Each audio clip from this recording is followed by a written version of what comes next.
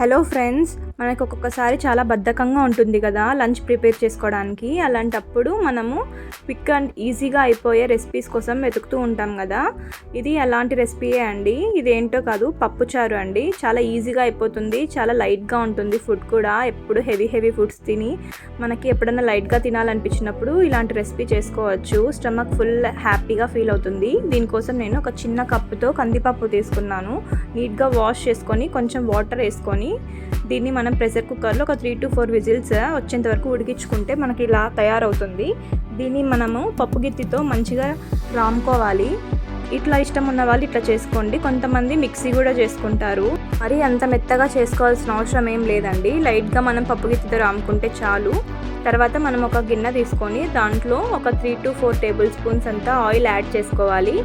Oil కొంచెం heat అయ్యాక దీంట్లోకి మనము తిరువాత దినుసులు ఉంటాయి కదా, ఆవాలు, జీలకర్ర, ఇవన్నీ యాడ్ చేసుకోవాలి.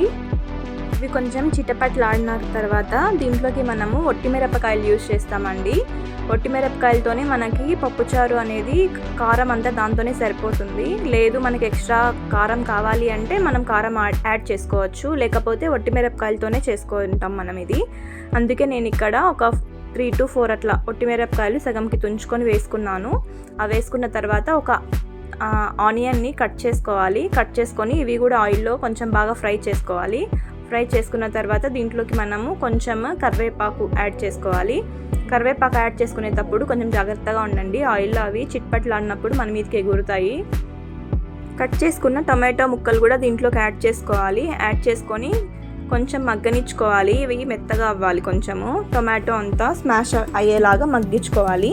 దీంట్లోకి మనము కొంచెం సాల్ట్, పసుపు యాడ్ చేసి కొంచెం ఒక 5 minutes అట్లా మూత మూసేసి కొంచెం మగ్గిచ్చేసుకోండి. ఈ పప్పుచారు చాలా బాగుంటుందండి. దీంట్లోకి మనము ఆమ్లెట్ కానీ ఏదైనా చికెన్ ఫ్రై, చికెన్ కబాబ్ ఇలా చేసుకున్నప్పుడు ఇలాంటి పప్పుచారు చేసుకుంటే గిన మనం హ్యాపీగా తినేయచ్చు. చూసారా, టొమాటోస్ అన్నీ మంచిగా కుక్ అయిపోయాయి.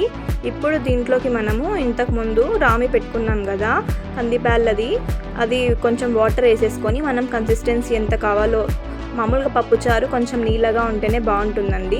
కొంతమంది కొంచెం థిక్గా చేసుకుంటారు. ఎవరి ఇష్టం బట్టి వాళ్ళు వాటర్ యాడ్ చేసేసుకొని దీన్ని మనము ఒక 10 minutes అట్లా మీడియం ఫ్లేమ్ పెట్టుకొని దీన్ని బాగా మనం తెరలించాలి. దీంట్లోకి మనము చింతపండు నీళ్ళు కూడా యాడ్ చేసుకోవాలండి. ఆ క్లిప్ అనేది మిస్ అయింది.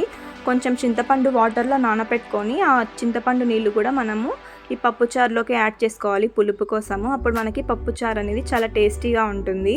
మనం ఒక 10 minutes ఇది బాయిల్ చేసుకున్నాక లాస్ట్లో కొత్తిమీర వేసుకొని సర్వ్ చేసుకుంటే ఎంతో టేస్టీ పప్పుచారు రెడీ.